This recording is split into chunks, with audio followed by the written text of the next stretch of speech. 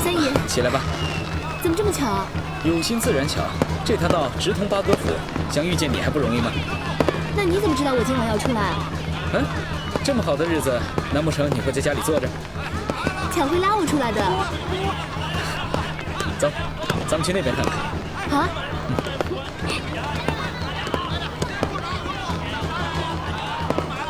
今儿个，我叫了绿芜跟我一块出来了。绿芜姑娘也来啊？那太好了，人都更好玩。看，我没有骗你吧？正如13爷所说的，若曦姑娘是个真诚爽快的人。绿芜姑娘，原来是个姑娘啊，难怪这么清秀呢。诸位，我可知道前面有个好馆子，咱们去吃些好酒好菜，稍后再来猜灯谜。好啊，走。爷，今儿客人多，给爷带个清净处。待会儿啊，舞龙舞狮就从底下过，各位爷坐在此处看，既不拥挤，而且还能看得见。对，行，上点好菜来下酒。好嘞。哟，13哥，你也在这儿14爷吉祥。？13爷，起来吧，没那么多礼。说的是，都穿着便服呢，哪那么多规矩？坐吧。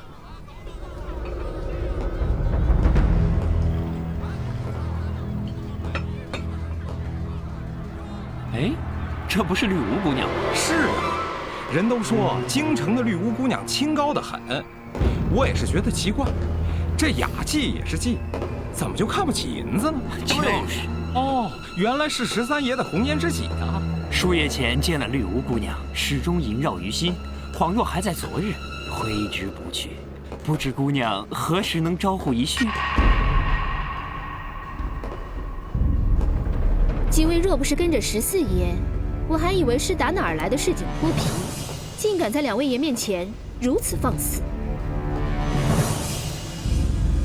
这位姑娘也是个销魂绝色，怕是日后名头高过了绿芜姑娘。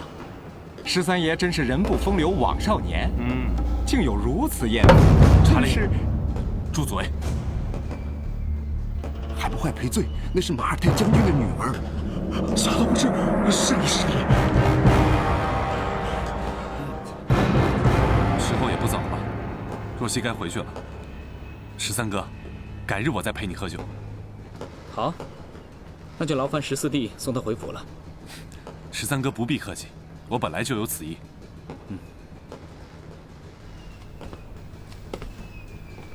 走吧。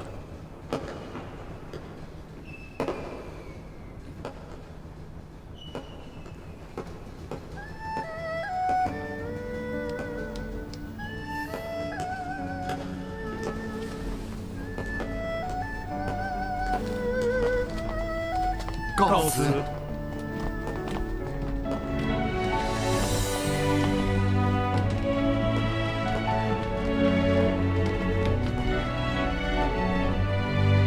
绿芜，我送你回去。和13爷在一起如何？和青楼女子在一起又如何？如何？你见过这紫禁城里哪一个有身份的格格小姐和青楼女子厮混在一起？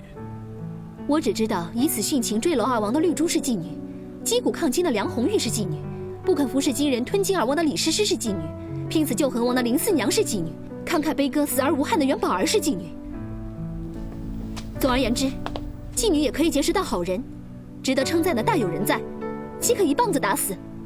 八哥，你听一听，他可真会读书，读的什么乱七八糟的？我读什么书？要管也是我阿玛和我姐姐，还轮不到14爷你说话。